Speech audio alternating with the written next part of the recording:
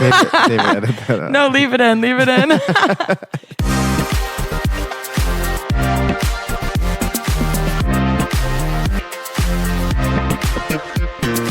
Hey everyone, welcome back to Industry Sunday with your host, Jake Levan, and Kennedy Novi. Welcome back. Today we are jumping into episode 3. Episode 3. We're going to start this one off on a little bit of a solemn note, just because we feel like we need to address it, since we're we want to be the voice for industry members, and something really big happened in Chicago this week, so we want to talk about it. I'm going to let Jake take the lead. So, for those of you that are involved with the industry, whatever industry that is, as far as service, you realize that the people that you work with, you do spend a majority of your time with, and they become your family. And when a life is lost during that time, in this case, more than one, it becomes a really tough thing to bear.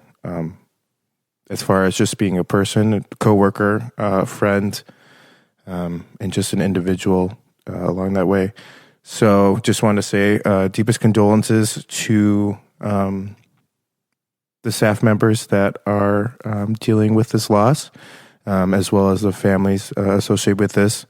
And then just the shockwaves that brings apart with the serving industry, and the impact that it holds, and really brings back into perspective how important the people that you work with really are. But with that being said, there are a couple things that I did want to mention. People that are supposed to be looking after you the most is going to be a business.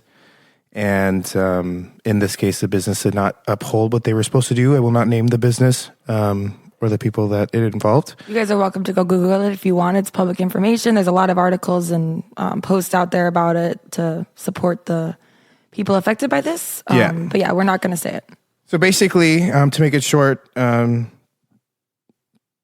somebody lost their life at a business, and instead of giving proper grievance to the people that were affected, the people were told to just continue on with business per usual.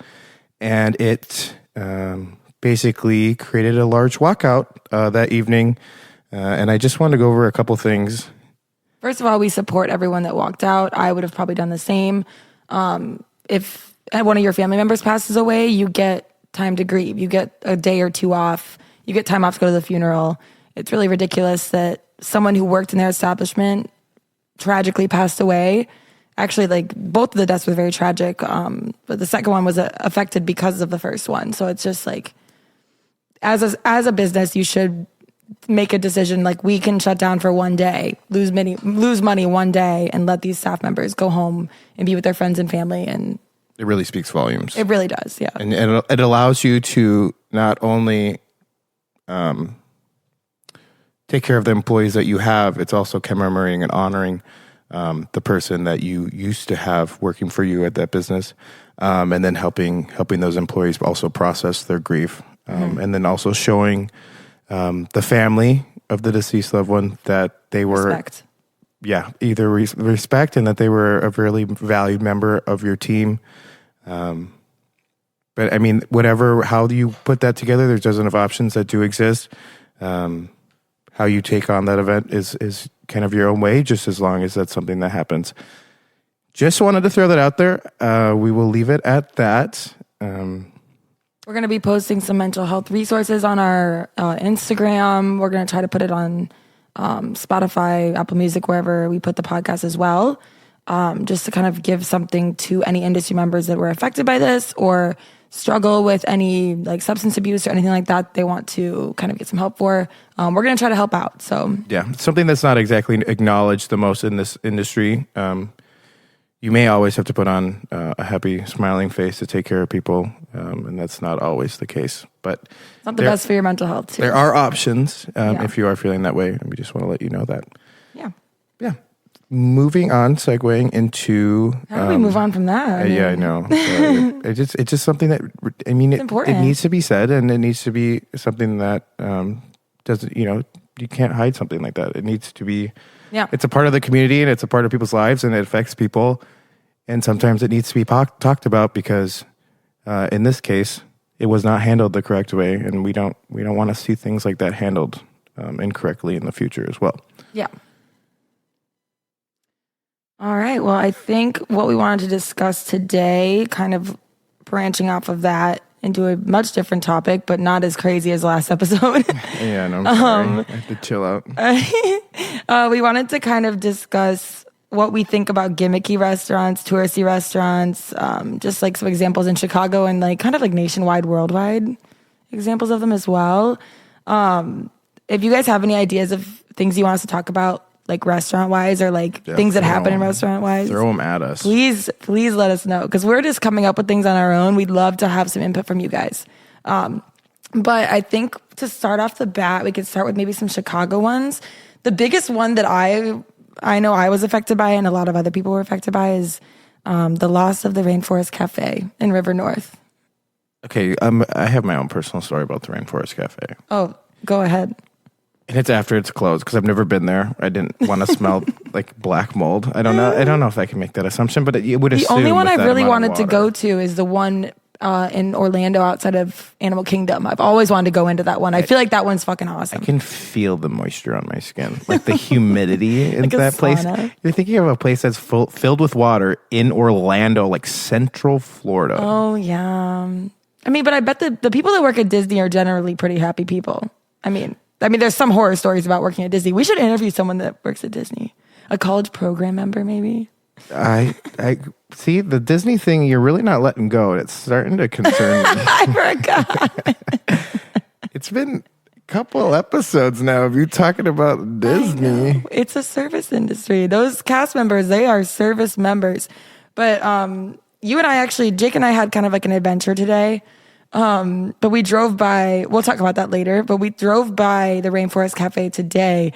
And I was saying, we were talking about if there might be rats in there or anything. There's hundreds. I'm just like telling you now, I walked past now. it at like 2 a.m. I was a little bit wasted. I think we were walking to it. Probably a 5 a.m. bar at that point. This was might have been. I don't know if I was with you though. I would have remembered fall. Hundreds of rats. I was like Ratatouille was moving in to start their own restaurant. Okay, who's a Disney bringer-upper now? I don't know. Wait, how do you know there was that many? Could you see them or hear them? Yeah, they ran over my feet. They were everywhere. It was like they were hired by Rainforest Cafe to be there. I swear to God. I was mortified. A character meet with the hundreds of rats. That's where I haven't seen very many rats in Chicago lately. Yeah, maybe they're all there. It looked like they were doing an audition. Like just hundreds of them lined up. They all look the same. I couldn't tell the difference. It was more startling than anything because there were so many. It made enough noise like when it was rustling that I thought it was like a person behind, like in a bush. Well, one thing I've wondered is they removed the giant frog that was on top of it. They did. They did. I think, yeah. And then there's like a meme account that posts like the frog in like funny places, like the frog visits Wrigley and like the frog's in Wrigleyville. Like, oh my God. I don't think I think they're just photoshopping it, but it's really funny. But one thing I wondered, and we discussed in the car, is do you think that they removed the inside decorations is like the same as removing the frog on the top? Is it like condemned? Or is it mold? Is there still a waterfall and like trees? Is there a gorilla head in there still? Like who knows? Did they own the property or did they lease it? I don't know. I have to look into that. I don't know. If they had to remove the outside stuff, I imagine they had to take out the inside too. There has been a lot of controversy about the Rainforest Cafe closing and if putting a dispensary was the best idea to really then make the most of that really large space. Yeah.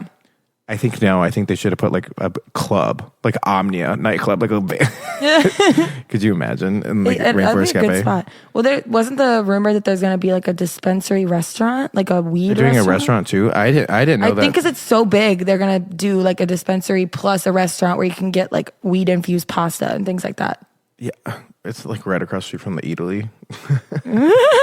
You bring in your own noodles. The Rainforest Cafe. I mean, that's something we'll just have to see how that transpires and what that becomes. But I honestly, I think with how many dispensaries that we already have in Chicago, I think another more interesting service industry aspect, like restaurant, nightclub, like high end, like a big bar type setting or like multiple bars.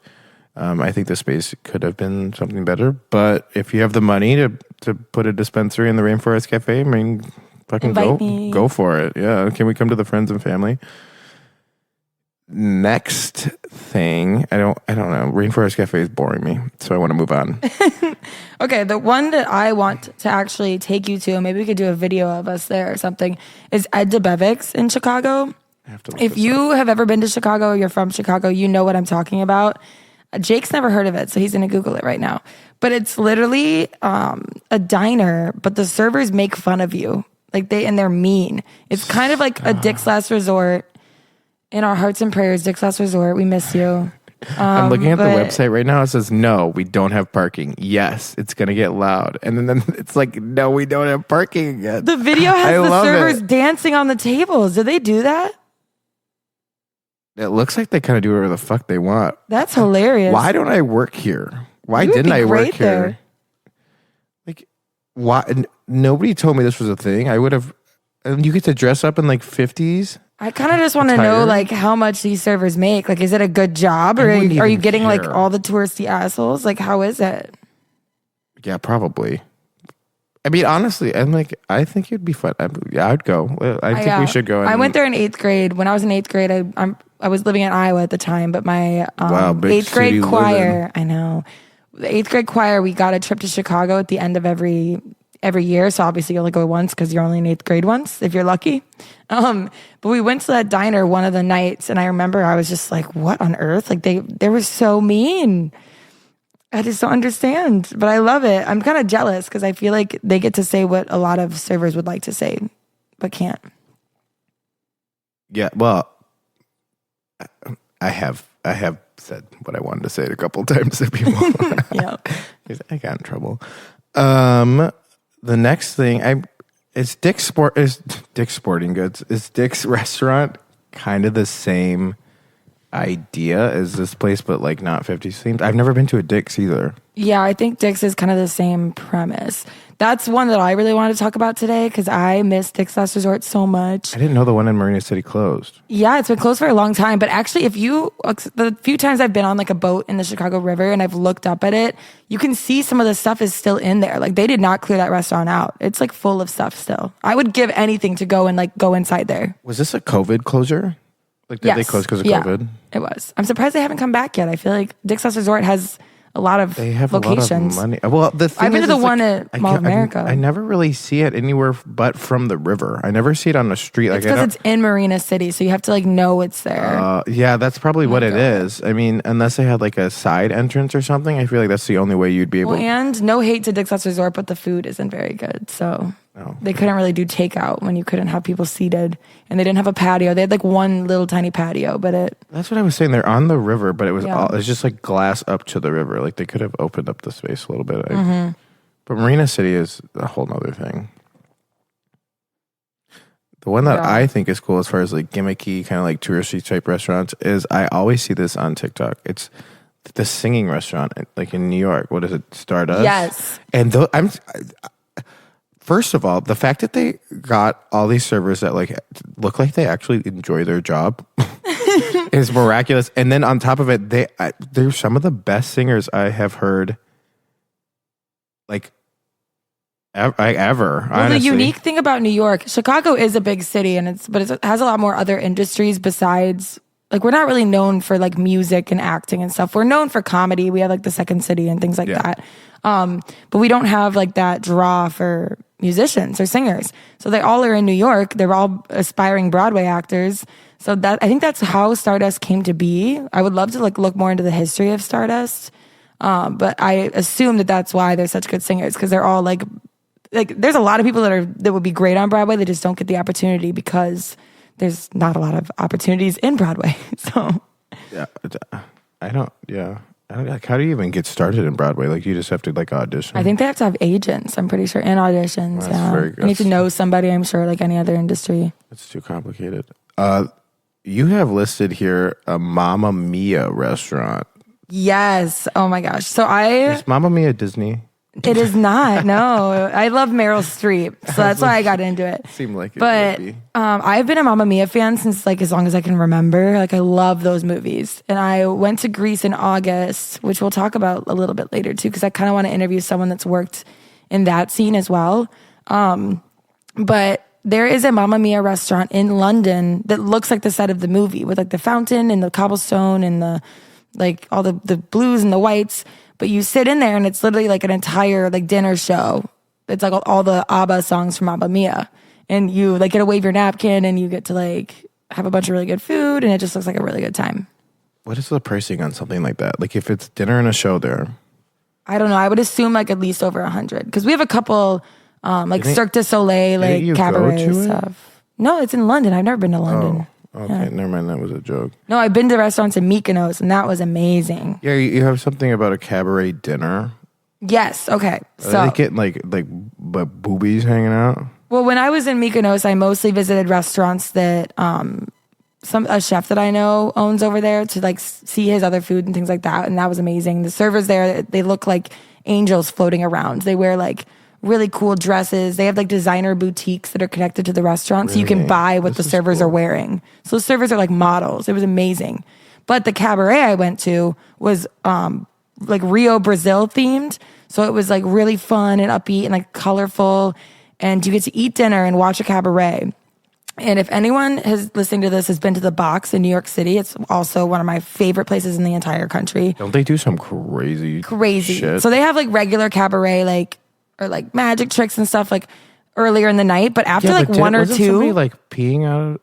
Yeah. Well, I don't know if I want to get into the specifics of that. It's so gross. Did you? And this is it's you like can have turns dinner, into like kind of a sex show. They have servers like you can have. No, a dinner it's only at bottle this place. service at night. Oh, okay. Yeah, the Box in New York, like at like 1 or 2, it turns into more of like not a sex show because no one's having sex, but it's just like it's art. Like these are dancers and acrobats, body appreciation, and they like hang from like loops in their. I thought you were going to say lube. I was like, no, these motherfuckers are lubed up on stage. No, but they're like little snails. They're like body actors where they can like put a chain in their nipple and hang from the ceiling and swing. Like crazy things like that. And like there's like a lot of prosthetics and stuff. So it looks like, they're like flashing you, but they aren't. That's but crazy. It was a lot of fun. Yeah. But it kind of reminded me of that, but it wasn't as vulgar as that. Like there was some like sexy little shows, tasteful. But it was more dancing and more like a Magic Mike thing, I would say. But it was a huge production. They had like a bunch of like props that came out on wheels. There was fire and fireworks and like it was insane. It was like 2 hours long too. And we got to go for free because we like the people I was with knew somebody. So we were just in the back and you could see like the kind of people that were there. It was just like all very unique crowd. Like it was so much fun. I like that. I think that would be fun. That was something I think you should have to experience at least one time. Yeah, definitely. Look for those experiences wherever you go. There's a place in Chicago called... But the thing is like most of these places you don't get to know about them unless it's like word of mouth. Like they don't advertise these things. No, it's because they're more exclusive and they're more expensive. And it's just like, they don't want to have just anybody going in there.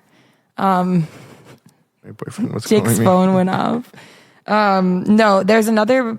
Well, one joke I heard is like they should make the Box in Chicago, but call it the Cube. I think it's funny. Stop. And in LA, they call it the Pyramid. It's just the same thing. But it's actually the hardest club to get into in the entire city. It's so cool. Because everyone wants to go. Because it's actually the hardest in the city to get into? Well, yeah, because you can get bottle service at any club. And it's like, okay, cool. We're all standing in a circle staring at each other. We're sitting on a couch. But this place is like, it's a whole thing. Yeah, honestly, I would be 100% down for it. Yeah, when you show up, there's people like crowded outside and like there's not even a sign. It just looks like a random warehouse. It's really cool. But there's a place in Chicago called Tommy Guns that I really want to try. What is this? I've never heard of this either. I have to Google it. I went to it in 8th grade. I think it still exists. What? Because I asked my parents to go. You were going to some places when you were in... Yeah, we went to all the shows. Tommy Guns Garage? They like cosplay as like 1920s Prohibition. It's permanently closed. Oh, it's closed? Yeah. That sucks.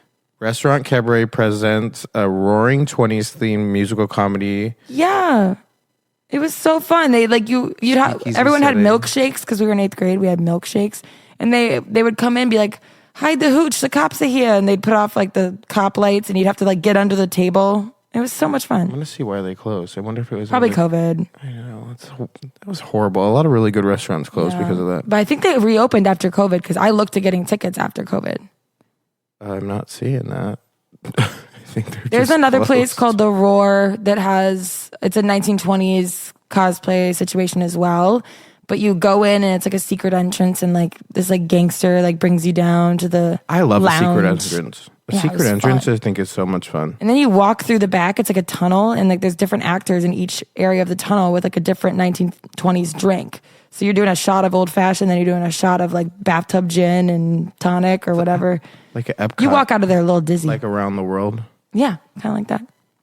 See, now you keep bringing up Disney. All right, what You've caught it. I'm working. Jake's a Disney adult now. Please don't ever fucking slander my name like that. Margaritaville. Yes. You gotta fill me in on this. So I'm going to Key West in 2 weeks.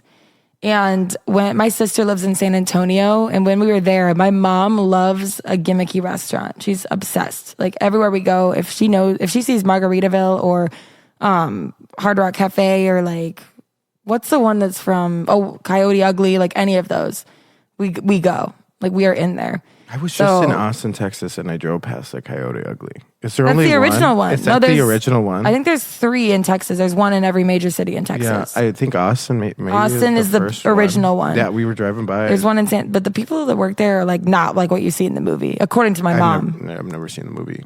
You should watch it. What? Watch the movie. All right.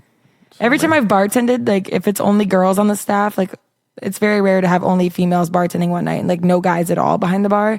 And we'd always be like, "Oh, Coyote Ugly! Like, is this our time?" And the managers are like, "No." Well, I don't understand. What's the significance of the name Coyote Ugly? I don't know. I think they explain it in the movie, but like it's basically That a was a bar where the reality girls. TV show. No, it's like a bar where the girls get on the bar and like spray like soda guns on everyone and on themselves, and it's like a lot of fun. That sounds horrible. They're pouring shots in your mouth. Yeah. Well, think of Sounds it like now. an underage bar that I went to in college when I had a fake ID. Yeah. They just let anybody in. So this kind of leads me into my next point of what I want to talk about is all of these gimmicky restaurants and touristy restaurants, and they're kind of eye-catching or like Instagram worthy. And some of the price points on these are absolutely astronomical. They are ridiculous. And I want to know like what would you justify as being like a price that's like unreasonable, and what do like what at what price points, like what kind of level of entertainment are you expecting from these restaurants, like these little gimmicky like touristy like cabarets or like the Box or like Mamma Mia style restaurants or Rainforest Cafe, or Yeah. you have servers singing to you or I wanna being say- assholes. So like the Box is a club also. I think that their minimums are like 8,000. $8,000 for a table. Yeah, but I think that was like the front table. And you don't even get to drink the entire time. Like they take it away from you during the show and they bring it back in the intermissions. So you have to like drink while you're like during the intermission. Wait, so you're paying $8,000 for one of the front tables to sit down and watch the show and have bottle service, but the bottle service is not on your own time?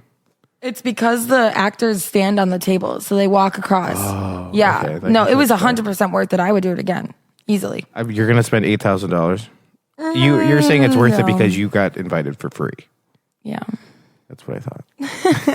For $8,000, I'll tell you what. No, but I think it if we're talking about like more touristy, those aren't like so much. Now, There's no show involved, but like you can expect like a $16 to $20 entree. Now, if I ask appetizers. you, I want to ask that question to you again. You said it was worth it. Was it If I was paying for it, if you were paying for it? Was it if I worth had it? $8,000 to spare, I would definitely do it. You would go, yeah, okay. 100%. If you were in it that was that tax much bracket. fun. It was so good. I would recommend to everyone that goes to New York to go. Okay, and you fair. can go and you don't have to get a table either. You can stand in the back, but it's just not as fun. Okay, fair. Yeah. So if you're rich and you're in a different tax bracket and Go. you live off stocks and bonds and you don't Yeah. have a job anymore, you're retired and whatever. I mean, or if you just want to be in debt, I guess, yeah, you could do that too. 100%. Yeah. And I think that like there's a reason they've been around for so long. People obviously love it, and like the name is what sells it too. Like the name, the decorations, like it transports people. Like especially if you don't vacation that often, like that's where you want to go. You don't want to go to like some obscure Italian place in Houston, Texas, or I don't know why we're talking about Texas so much, but you know, if you're on a trip, you want to go and see like the biggest things that pop up when you Google it. So those things also pay for like higher Google.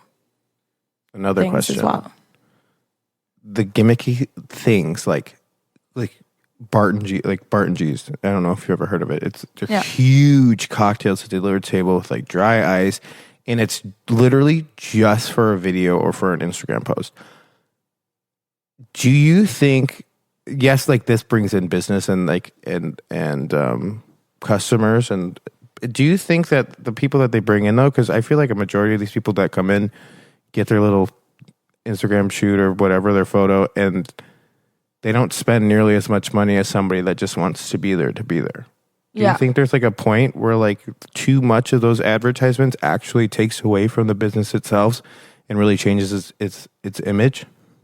I think it could. It really definitely could. I mean, because then people are going to associate you with that for sure. But like, that's what keeps people coming in also. Like if you didn't have that, like you could go to some mom and pop place and get much better food and drinks for a different price, but you wouldn't have like something to show for. You don't have something to show for. And I think it's half social media, half like wanting to show people like something cool. And it's also just like the environment. Yeah. It's like, it's also fun. Like if you put your phone away, like I think it's also like valuable for that. Cause it's like, you're not going to pay $30 for a big Moscow Mule, but you will pay $30 if it has dry ice and an octopus looking at you, you know? Oh yeah. I would pay $80 for that. I have done that, but exactly. It had 151 in it. Like the shots. I know what you're talking about. They were good. The octo shot. Octo shot. They were good. 151. Couldn't really see later that evening, but they were good shots. Tough.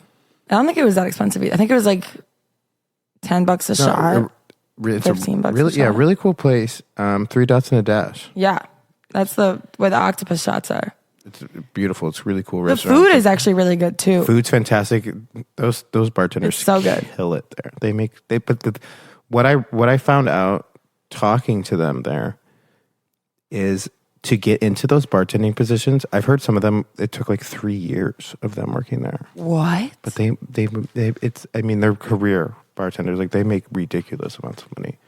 Wow. But like they like had to be like barbacks or like food runners, and like then you eventually, if you want to get into like a serving position, and then finally like after like you've done your due diligence, like 2 years down the road, you finally get to bartend. Like you have to prove yourself worthy, which I find like it's depending on the bar and like how much money they rake in and how busy they are. That's kind of a common thing.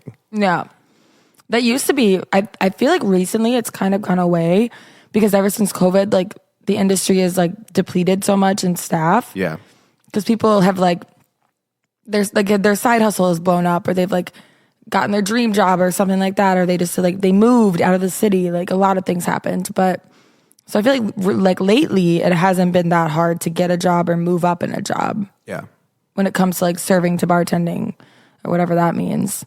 Just because of the lack of staff. But yeah, I remember the days when it's like a big deal if someone gets promoted to bartender. It was huge back in the day. Yeah. I guess, you're right with that kind of transition.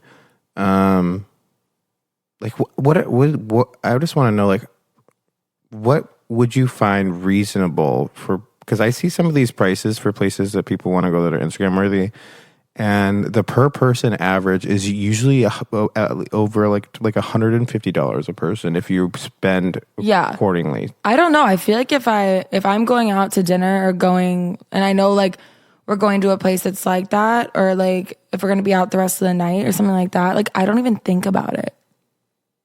Really. You just pay it, and then the next day you're like, oh, fuck. Yeah, and then I just won't go to another one of those places for like another couple weeks. You try to like you try to buy your hangover McDonald's and your card gets declined. You can't even buy 2 fucking McDoubles. No, you're eating like almonds. Like you're eating like the little like dust bunnies. Ew, under the couch. Yeah. Ew. No, would never stoop to that. So going from there, just gimmicky. Like it's nice if you've never been, but like most of the times you go to these places and you never really go back unless, what I'm finding out, you're not going back because you want to go back. You're usually going back to show somebody else who hasn't been. And I think that's the way that they stay, like they keep such a high volume with business. Yeah. Is because they'll go and they'll be like, oh, this was such a cool thing. And that's it for them. But the story doesn't end there because they're like, now they have the opportunity to be like, oh, I know somebody that would love like the showy, like glamorous, gimmicky, like touristy type aspect, like Instagram pictures and something to brag about and display. Yeah. So then they bring them, and then that's kind of how that trend continues rather than like, they're not so big on developing like regulars. Yeah. Definitely not. I mean, I feel like it's also the location. Like if you go into other areas of Chicago, like Logan Square, Andersonville, even like South Loop or like below South Loop, you're going to find more of places who don't really care about getting like that first string of people in. Like they more want to maintain people. 100%. Easily. But I feel like that's like a widely known thing. Like you're not going to be a regular at fucking Margaritaville. I mean, maybe. I feel like they probably they might get some regulars. Have some regulars. But yeah, no. And also it's like, the thing is like I've gone to a few of those gimmicky restaurants in Chicago multiple times because I like the staff or I know someone, like, but as a regular patron, like I probably wouldn't like be in there as often. God, no, I couldn't deal with all that. I'd probably suffocate from the dry ice. Yeah. I don't know if that's good to inhale all the time. I don't think so. I'd be the one like, you know what I actually found out is a lot of places put dry ice like at the bottom of a glass, and like, you know, let it smoke out, but it's actually a really big safety hazard. They say that on remember last week we did the question at the end and I asked about like the drink making show? Yeah. Oh, yeah. Like, so there's one on Netflix. Like, it can like freeze to the back of your throat. So there's a show on Netflix. It's a drink making competition, and one guy got eliminated because he put dry ice in the drink. And the judges, one of them was like an expert with dry ice, and he's like, that's not safe for us to even drink. We can't even drink it. We can't try your drink. I have been to restaurants and I have seen they do it. There's pellets. Happen. They make like pellets. But the pellets I've seen, like they put, but like you still can't drink it until it like stops bubbling. I'm pretty sure, like. Really? Because it can freeze to the. I mean, you could. I don't know. Dry ice is not something to play around with. No, but yeah, no, it's a big safety hazard. That's why normally they're in like a container next to it or underneath it. This is what pretty much. But yeah, that's my thing on dry ice. I don't know. I think it's a little ridiculous. Like, oh, smoke. Wow.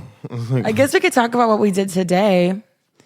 Today, there's this new ramen place downtown Chicago that I've been telling Jake about. It has booths that go up the side of the wall. I think we might have talked about it one of the episodes, but we really wanted to go try it. And so we went at like 5 p.m. or like 5:30. It was early because we wanted to film the episode like at a decent time. And we get there and there's a huge crowd of people in the front like at 5:15. It was so early. Like we thought we were going to be fine because like no one eats it that early anymore. And we thought all these people were in line to check in. And they were like, no, like they were like, we've been here for an hour. And I'm like, what? You guys got here at 4:00 for a dinner reservation? You've been waiting an hour? Everyone was like, the wait is like an hour and a half. We're like, okay, no, we'll go to another ramen place. We go to we went to like Wicker Park for another ramen place that's really good. And we walk in and they were like, the wait's an hour and a half. We're like, what is going on? It was like 6 at this point. We're like, why is every ramen place in Chicago fully packed? It took us 3 tries. The third try, we finally found one. Couldn't find parking. God, no, don't even. I'm telling you, fuck it. I don't even want a car in this city anymore. I mean, but if we didn't have the car, what would we have done? I would have spent like $200 on Ubers trying to fucking find ramen. Yeah, we really wanted ramen. It was like necessary. It was cold. You like a little soupy. Mm-hmm. A little slurp noodle soup. Yep. So that was kind of the day today. What is this story about Fireball? Yeah, so a barn dance. What is it with this? Yeah, this doesn't seem very industry related. It is. Speak or forever now hold your peace. Okay, so I feel like last episode Jake like spilled so much and I was just kind of his sidekick. She wants to open up. It's a little bit of a spill, yeah.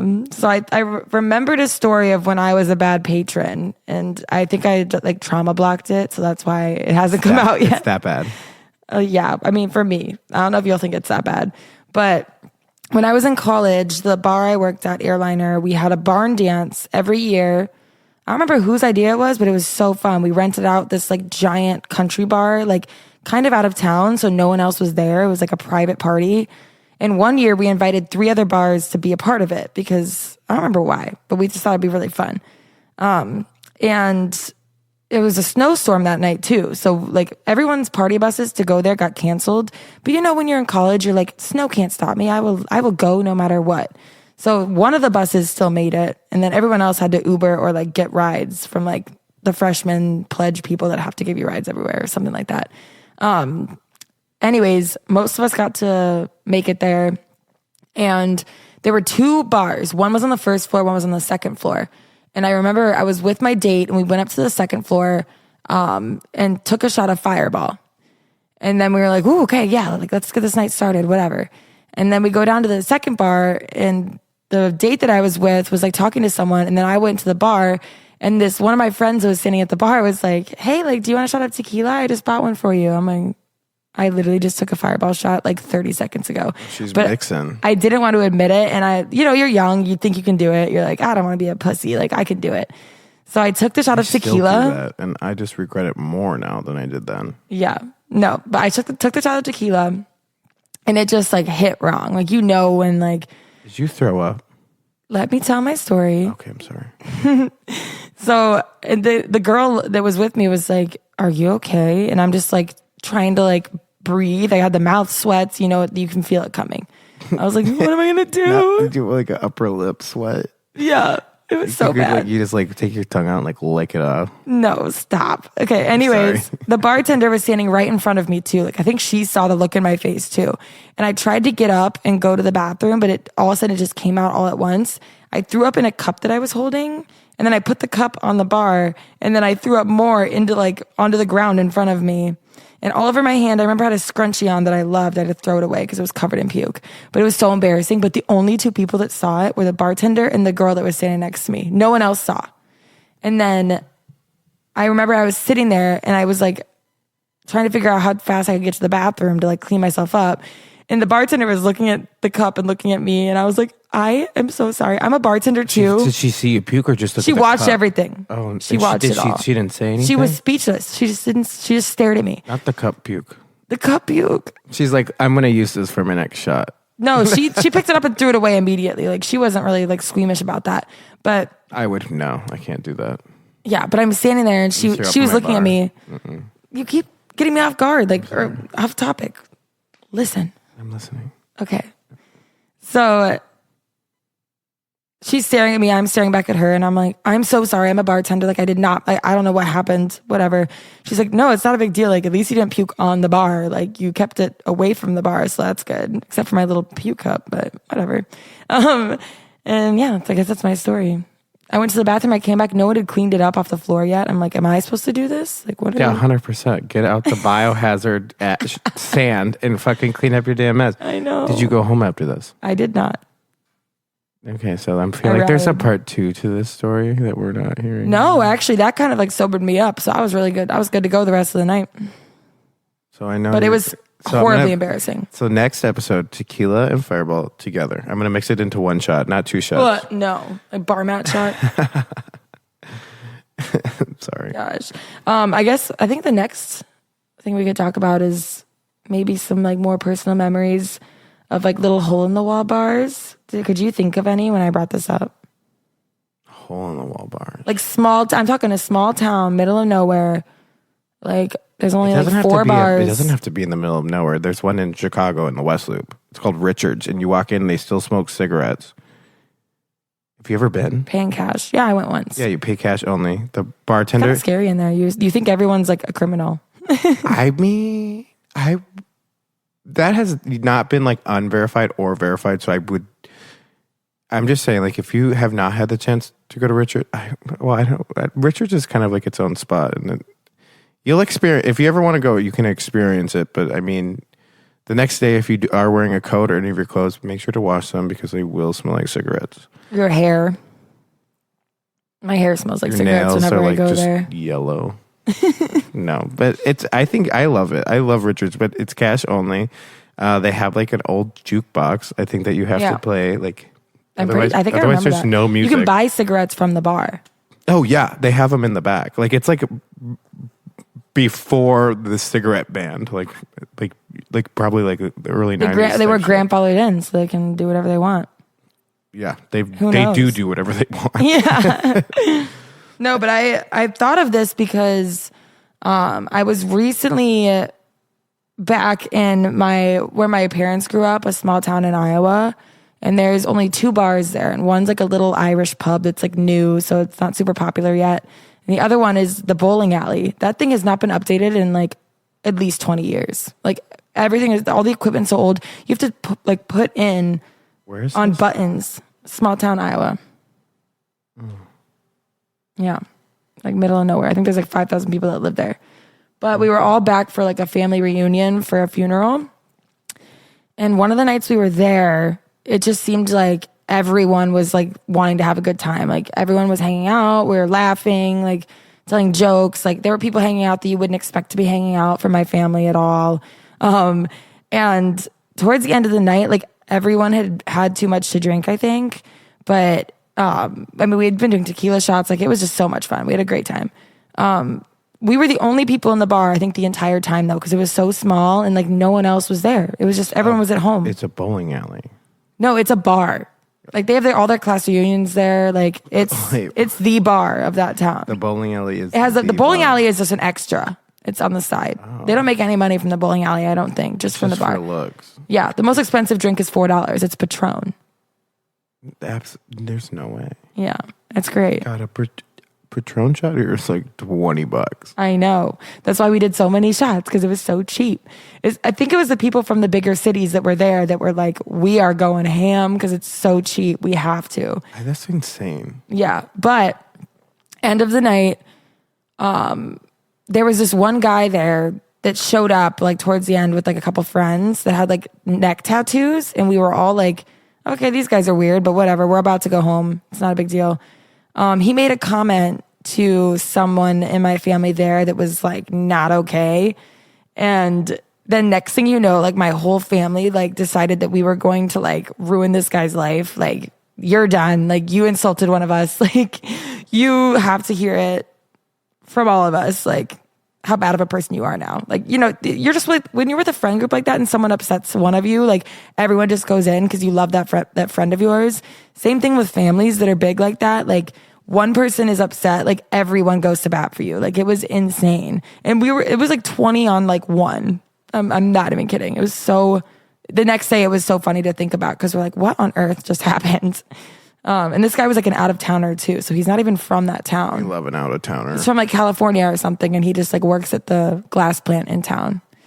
So, but yeah, everyone was like going up to him being like, nice neck tattoos. Like, what inspired you to get one? Like, what's some advice you have for someone else who wants a neck tattoo? That's something we need to talk about in a later episode is like any kind of service industry appearance, because some places are so crazy about it. And then some places, they don't give a fuck. I feel like you shouldn't care at all. Corporate places, like, I don't know.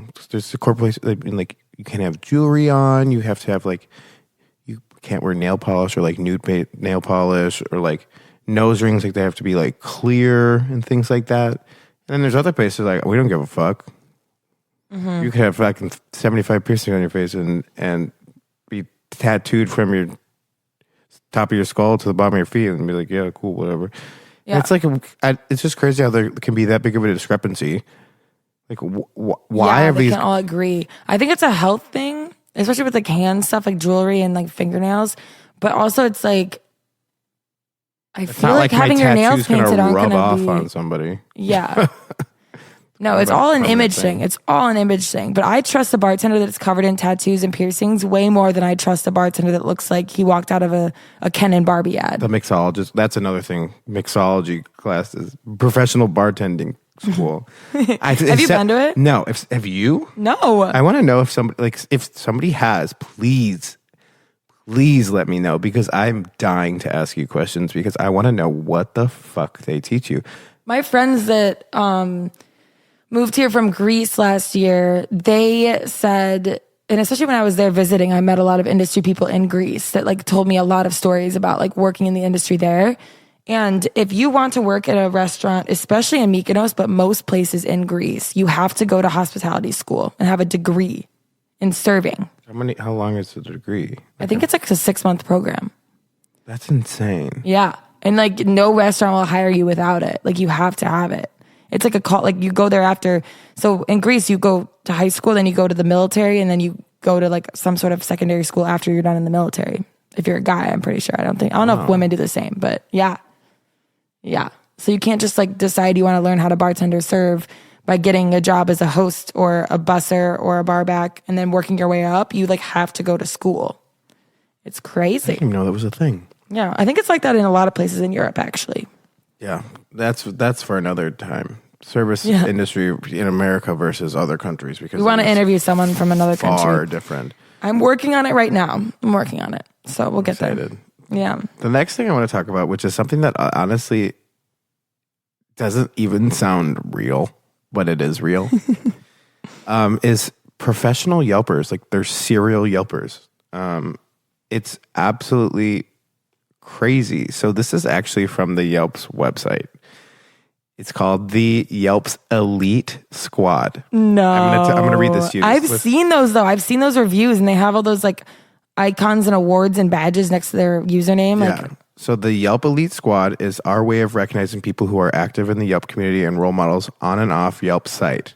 Elite worthiness is based on a number of things, including well-written reviews, high-quality photos, a detailed personal profile, and a history of playing well with others. Members of this influential and diverse community of writers, photographers, and adventurers are bestowed with a colorful elite badge on their Yelp profile. After being elite for 5 years, members receive a gold elite badge. After 10 years, I didn't even know Yelp has been around for 10 years. They receive the coveted black elite badge. There are strict regulations for being in the elite squad, and those who run afoul of these rules or otherwise besmirch the elite squad's reputation may have their membership revoked instantly. And the thing is this Yelp elite squad, I've seen this, they will go in with like 10 or 15 of these elite professional Yelpers and go and just have a dinner, and they are, I mean, Together? from what I've seen, are some of the there's like a club. Yes, it's a club. What? They're like the most critical people I've ever seen in my entire life. Well, there are some people that won't go out to eat somewhere after they look at Yelp if it has bad reviews. Like my dad's that kind of person. He like Yelp is his Bible. Like he loves Yelp. And I like Yelp too. I'll look, but like I'm not gonna like trust a disgruntled, opinion. I'm curious if it's like possible to hire these people. Maybe. Because I think they make at some point, what I heard could have was, them be like secret shoppers or something. I heard they make money off of it at some point. Really? Yeah, if you think about it, I mean, these people spend a lot of their time. Reviews are important. You want to have a good places, a good level of stars. but it's insane. But I mean, that also brings me to the next thing is like the power to remove reviews. Like I've never. I think you can on Yelp. I think there's some that you can't. There's some you can, some you can, and if you pay enough money or like you dispute it and say this is wrong, you can dispute them. I've seen some be disputed. it's just like it's crazy the amount of the efforts people will go. Also, there was one place I worked where there was a negative review written about me actually, and they basically found out that it was someone that worked there that wrote it because they were upset because like I didn't pay enough attention to her and her friends when they came in to eat. And that was back when we had 2 servers at the time. So we were all like, we had 15 tables at a time. And I'm like, I'm sorry that I'm not at your table every 5 minutes, but I physically cannot. Like I have a lot of other people to take care of and you are an employee. So you should understand when I'm busy. But she was so upset about it and like never came to me about it. Like went to everyone else and told everyone else and then wrote a review. And then we found out it was fake. So we had we disputed, we asked her to take it down and then, or I didn't, but they did and disputed it. She worked there. Yeah. I think she went to another restaurant. Another thing about I was like, I'm sorry. Like our own, yeah. I'm tired. You're like, it was an accident. I'm just like, first of all, like you work with me, like bitch.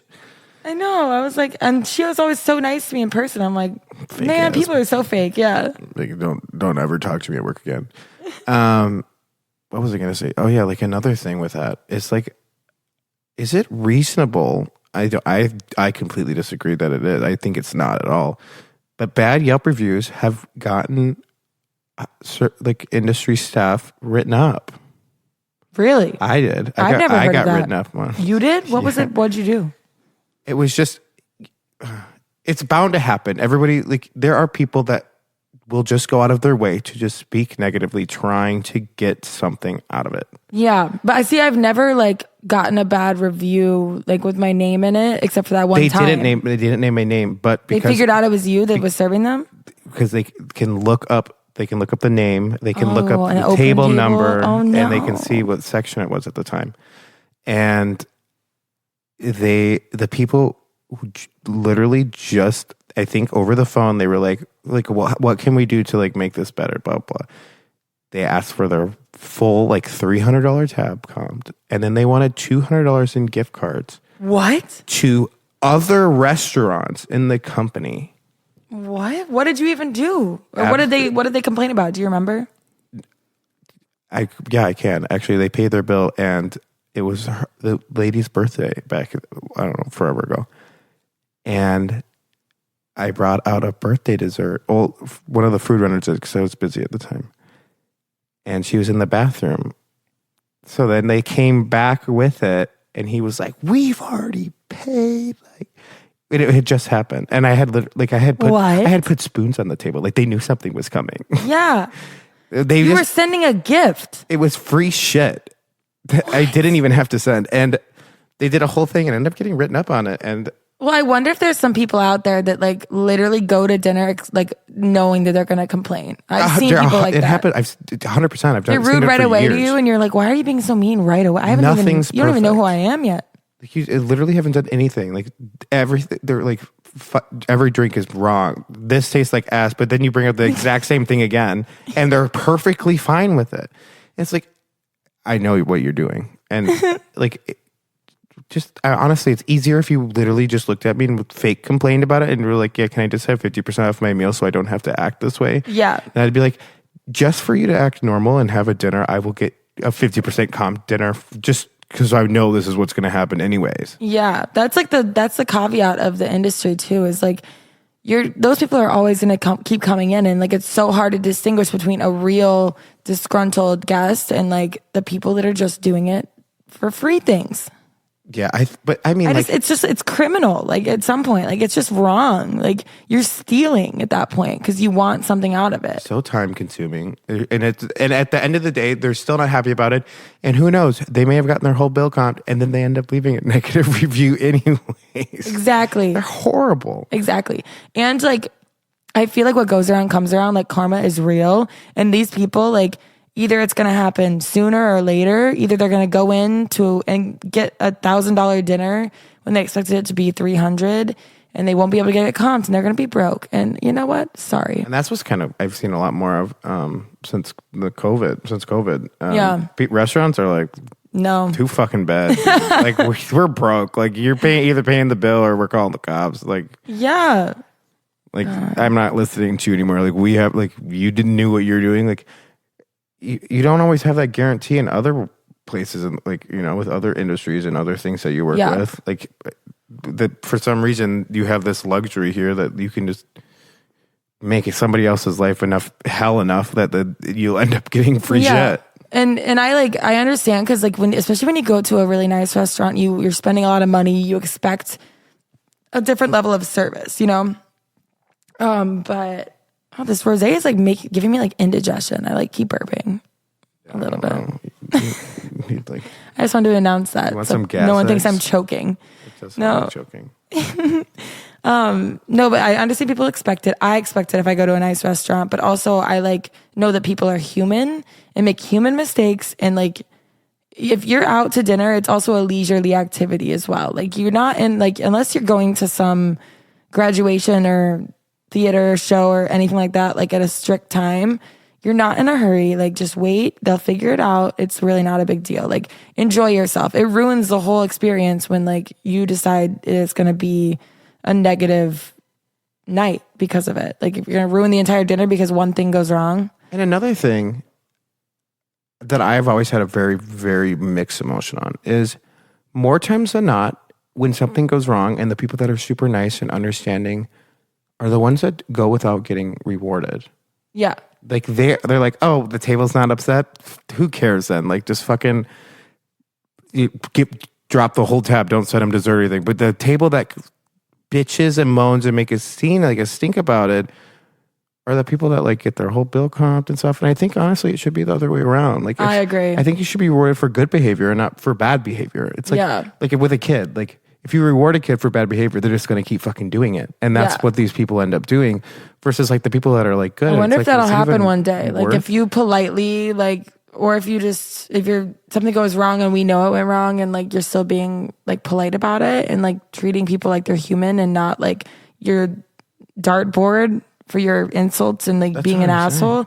Yeah. I mean, I hope one day it gets to that point. I've worked at some restaurants where like that's how they handle things. Like if they like throw a huge fit, like a tantrum, like a child, they're not getting anything. Like pay your bill, leave. You know? Like just don't come back. Yeah. Or if they're like, I don't like any of the food, it's just not my style. It's like, all right, pay your bill, leave. Goodbye. Yeah. But like, yeah. Write your Yelp review. We don't care. Yeah. I love places like that. Where should we go from here? Do you want to go into our Yelp reviews? Yes, I can do the one that we talked about last week. Well, we didn't talk about it. That's why we're talking about it this week. Yeah, but I mentioned it last week twice. And then I said, cliffhanger, we'll talk about it next week. Yeah, cliffhanger. We're actually never going to talk about it. Okay. Come back, season 72. All right. So this Yelp review is a 2-part thing. I got it from the Instagram Mover and Shaker Co. It's basically an Instagram account that I want to do the 1 star. I'm feeling kind of down today. Are you feeling kind of spicy? You want to do the 1 star? Okay. Yeah. Oh. Sorry. David, edit that out. No, leave it in. Leave it in. See you next Tuesday. Okay, yeah. So it's from Mover and Shaker Co. on Instagram. It's an Instagram account that basically has a bunch of really funny memes about working in a restaurant or at a bar or things like that. It's one of my favorites to look at. It's 2 reviews. Jake's going to read the first one. I'll read the second one. They're from the same restaurant. So hopefully we can describe it well enough so you know the punchline, but go ahead, Jake. Well, now I'm feeling insecure. Like I'm not going to hit the punchline. Kennedy. The punchline is going to be my part. Okay. Well then, yeah. Remember? That's why I wanted to go first. So this is the 1 star review. Okay. How am I going to do this? Why did you say it like that? I don't know. I was trying to get into character. The bartender was so focused on what he wanted instead of what the customer wanted. We asked him to change the song, and he absolutely refused for no reason. I don't recommend the bartender Jethro. He's a bitch. Damn. We asked him to play Pursuit of Happiness, and he tried to trick us by playing Careless Whisperer. SMH, shaking my head, worst bartender. That's what they're upset about. It's the Pursuit of Happiness. Okay, this is the next review that was posted. Song. This review was posted right after that one. It says, "Oh man, where do I start? Our bartender was really focused on making us what we wanted. The atmosphere was already pure vibes, and then he played Careless Whisper by George Michael. And lo and behold, that's my favorite song. I highly recommend the bartender Jethro. He's the best. I almost thought the song was a Pursuit of Happiness at first. Weird. He's the best bartender who makes the best pina colada in town. Hector. I don't know what Hector means. I was kind of curious. I was like, I thought his name was Jethro. I know. I don't know why she called him Hector. What is? That's an interest. I like that name. But yeah, so that kind of is just like an example of you can't please everyone, so please who you can. Should that be the name of the episode? I just be pleasing as many people as possible. I'm just kidding. Oh my gosh. I do need to say that we do have a sponsor as well. We do. It's a company called Heads Up. It's actually a company I work for. Surprise. And so what Heads Up is basically a restaurant-based software company. And what they've managed to create is the knowledge of the price of every product in the market, and then being able to then tell the restaurants that they work with, their clients, in real time, how to save money for the products, and then tell them the price that they should be paying versus the price that they're actually paying by only using like a minute or two of your time and really being able to negotiate things with your distributors and suppliers and put a lot more of that purchasing power back into the restaurant's hands. But yeah, that's our little sponsor. Just wanted to give a little snippet for them. Thank you. Well. Heads up. Cheers to heads up. They're new to the industry, so everyone be nice to them. They are new to the industry. But give it like a year or two, and they'll be out back smoking cigarettes in the alley. Heck yeah. Heck when I was your age. I remember when I first started in the industry. What kind of technology do they use? Again, is it AI? It's AI. So it's AI based. So see, it's all the rage. Yeah, I'm telling you, AI is it's revolutionizing the world. The AI just texts you when you're being overcharged for a food item. It's crazy. I've seen the text. It doesn't. Yeah, and you get. I listen to Jake's he preaches it, or what is it called? Pitch it to every single restaurant we go to. You're like, oh, so have you ever? You know how much you're paying for egg whites? I'm like. Jake, not again. Well, I'm telling you, eggs are expensive now. Eggs, they are. There's an egg shortage. Eggs. No, there's an egg shortage. Like you can't even get them in the store. The chickens just stop fucking laying eggs or something. I don't know, because I was in Costco a couple weeks ago, and this woman went up to the worker and she's like, "So where are the eggs?" She's like, "I don't know. If we had any, they'd be in there, but there's a shortage right now. So good luck." I was like, "What happened to her?" Eggs used to be like 99 cents, and now they're like $7. It's like it's expensive.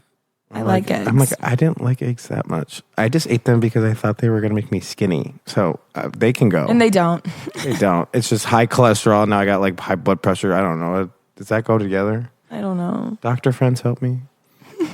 But yeah, that's kind of, I think that's all we got for today. For today. Yeah. Next week we have our first interview.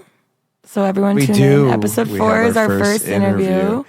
We're going to be interviewing... Because you guys are probably sick of just listening to us. Yeah. That's fair. Well, I could tell you who we're interviewing, but we can just wait. Make it a surprise. She loves a good cliffhanger.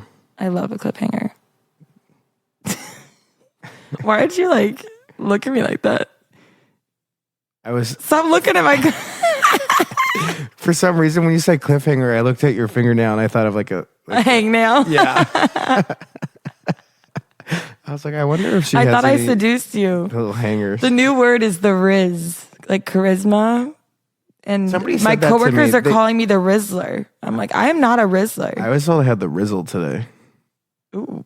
I didn't know what that meant. I had to look it up. So I'm going to tell you what this, because I didn't know what it meant. So definition of Rizzle. Looking this up real quick. To relax after a heavy meal. No, that can't be right. That's not the right one, is it? I mean... To warm, dry, and... No, Urban Dictionary. It's not to relax after a heavy... Because I was rizzling. You are the human description of relaxing after a heavy meal. I do like to rizzle. I literally walked in to film the episode and Jake was laying on the couch in the dark. After our ramen meal. I was rizzling. You were rizzling. I had the rizzle. So the Urban Dictionary definition of Riz or Rizzle is referring to somebody's ability to attract a love interest. Seduce. That's what my coworkers called me too. Are we both Rizzlers? That's new podcast Twizzler. I like this. One's ability to seduce a potential love interest. Amazing. It's basically having game. Yeah. Like you're charming. Yeah, it's just it's literally just like short for charisma. Having charisma. Yeah. Well, Chariz. Oh, there's a couple of Rizzlers. Is that what it's short for? Yeah. Charisma. Riz is short for charisma. I said that already and you ignored me. Well, it tends to happen. Yeah, asshole. Sometimes. I was just focused on trying to figure out Riz. I know. Well, I gave you the definition. Off topic, but just so in case you're starting to feel older like I am, and you're not up to the lingo anymore. Everyone, use your Rizzler abilities on this fine Sunday. Use them at the bar, at the club, at the bowling alley. Get somebody to buy you a drink. Yeah, if that still happens, we'll see. Or rent. Or car. Yeah. Well, or college Jake debt. knows a lot about that. Okay, you know what? All right. Well, thank you guys all for listening to us again. Happy Industry We hope you come Sunday. back. We can't wait to hear from you. As we record this, we launch in a week, so we haven't even launched yet, but we're excited. I know. Watch all of you just hate listening to me. Yeah, that'd be awful. You have to rebrand Just completely. kidding. It wouldn't be me. It'd be Kennedy. All right. Well, we'll see you next Sunday and have a great rest of your night, you guys. Thank Cheers. you. Bye. Cheers.